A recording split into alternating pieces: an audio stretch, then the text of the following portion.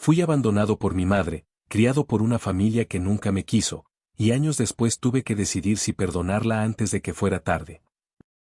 Tengo 21 años y hace unos días recibí un mensaje que me removió todo lo que creía haber superado.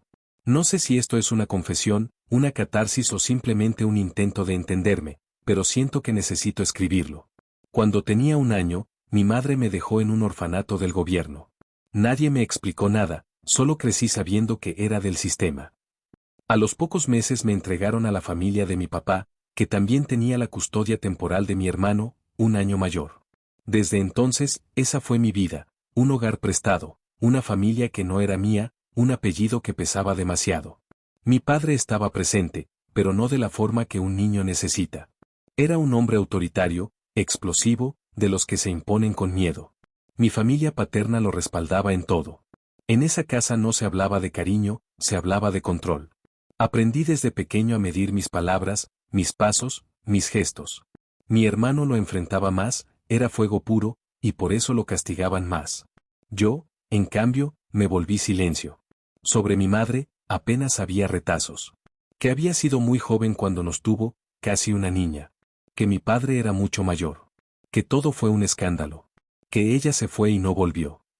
Esa era la versión oficial. Nadie la nombraba, nadie me hablaba de ella, como si pronunciar su nombre fuera una falta. Pero yo sí pensaba en ella. Era inevitable. De niño, la imaginaba apareciendo un día. Me decía que tal vez estaba lejos, pero pensaba en nosotros. Que algún día vendría a buscarnos. Que, en el fondo, no podía haberse olvidado. Era un pensamiento tonto, pero me ayudaba a dormir. A los 13 años me cansé de imaginar y decidí buscarla. Pedí ayuda, busqué en registros, logré conseguir un contacto. Le escribí una carta. No obtuve respuesta. Semanas después, en un intento desesperado y mal guiado, quise hacer algo legal para que al menos supiera que existíamos.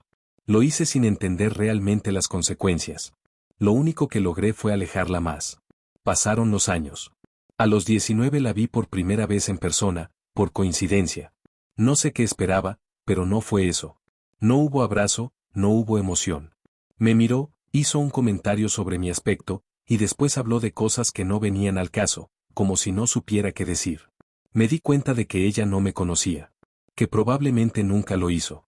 Y que, tal vez, ni siquiera quería hacerlo. Después de eso, decidí cerrar esa puerta. Guardé su rostro en un rincón de mi cabeza y seguí. O eso creí. Hace poco, un número desconocido me escribió. Decía ser el novio de mi madre.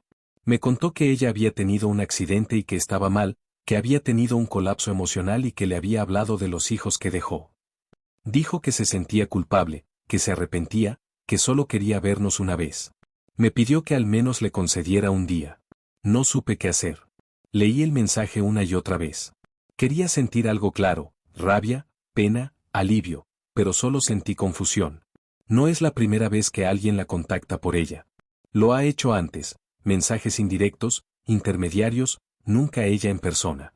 Siempre a través de alguien más. Como si no pudiera enfrentar lo que hizo. Y lo peor de todo, nunca fue difícil encontrarnos. Seguimos viviendo en el mismo lugar. Ella siempre supo dónde estábamos. Y nunca apareció. Mi hermano lo tiene claro, no quiere saber nada. Me dijo que no respondiera. Pero yo, no puedo dejar de pensar en eso. ¿Cómo se le dice a alguien que no querés verla, sin sonar cruel? ¿Cómo se explica que el silencio no es odio, sino cansancio? ¿Cómo se le dice a tu madre que ya no tenés fuerzas para seguir esperando algo que nunca llegó? La verdad es que no sé si podría soportarlo. No sé si verla me haría bien o si me rompería más. Y me da miedo descubrir que ya no siento nada. Edith, pasaron varios días y sigo sin responder el mensaje. Lo leo cada tanto, como si fuera una herida que necesito revisar para creer que existe. He pensado en todos estos años. En lo que fue crecer con esa mezcla de miedo, rabia y esperanza que no te deja avanzar. En lo que significaría verla.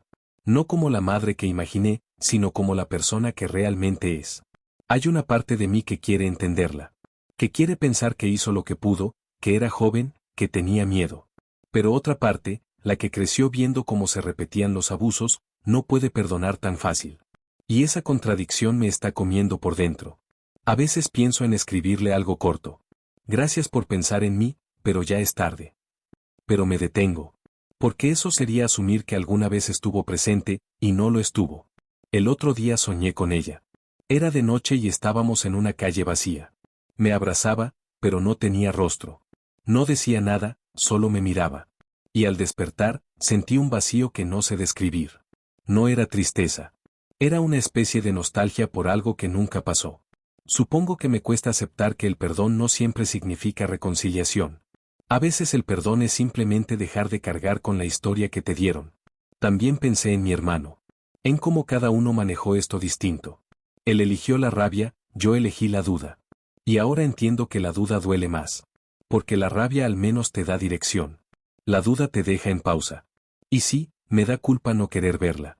Porque siento que debería hacerlo, que es lo correcto. Pero también me doy cuenta de que lo correcto nunca me protegió. Lo que me mantiene de pie es lo que aprendí a hacer por mí, no por ellos. Creo que en el fondo no busco respuestas. Solo quiero poder decirme a mí mismo que está bien no querer abrir esa puerta. Que a veces la sanación también es alejarse. Actualización. No respondí. Y creo que eso fue suficiente. El hombre escribió un par de veces más. Me dijo que ella estaba estable, que seguía pidiendo vernos. Luego, silencio. Supongo que entendieron. Los primeros días sentí culpa. Después, alivio. No por ella, sino por mí. Porque, por primera vez, sentí que tenía control sobre algo que siempre me había dolido. Hoy salí a caminar. Vi a una madre tomando la mano de su hijo. Estaban riendo por algo tonto. Y me dolió, sí, pero distinto. Ya no fue una punzada, fue una presión suave, como el recuerdo de una herida que sanó. Al llegar a casa, abrí el chat otra vez. Escribí un mensaje que nunca envié. Espero que estés bien. Ojalá encuentres paz. Yo también la estoy buscando. Lo guardé en borradores. Y entendí que no necesito que ella me responda para poder cerrar esto. A veces me pregunto qué pasaría si un día la llamo.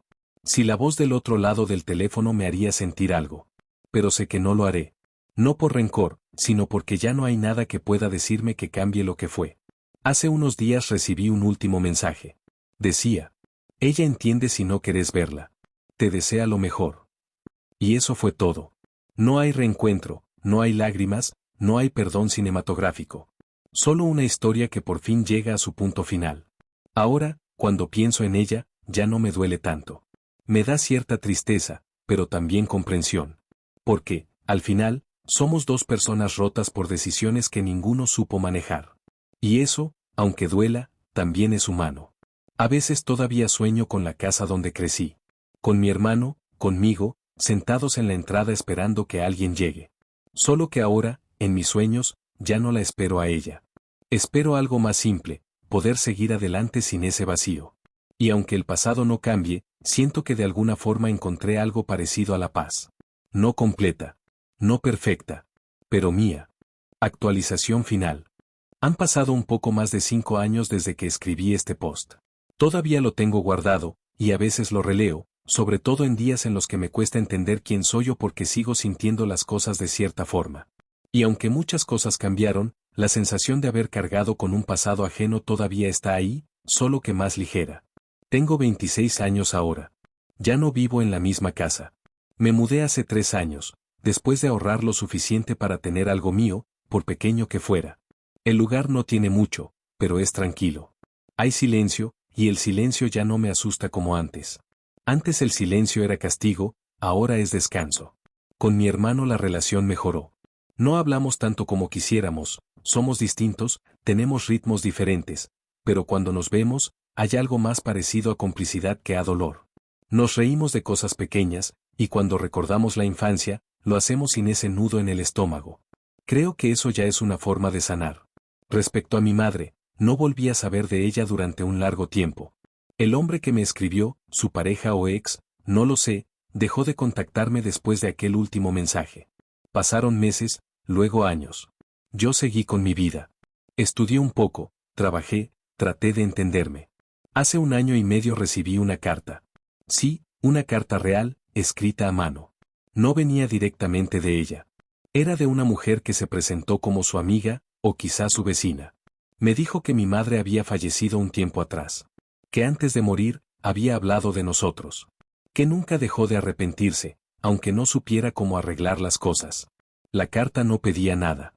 Solo decía que, si alguna vez quería saber más, podía escribirle. No lo hice.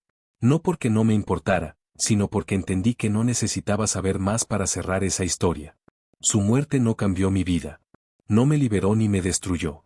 Solo confirmó algo que ya había aceptado, que algunas personas no logran quedarse, por más que lo intenten al final.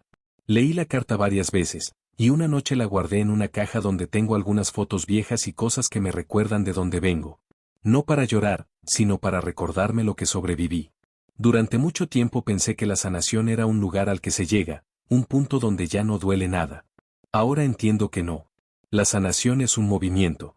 Un proceso que va y viene. Hay días en los que todavía siento ese hueco en el pecho, esa pregunta sin respuesta. Pero también hay días, cada vez más, en los que me siento en paz con no tenerla. Hace poco adopté un gato. Se llama Milo.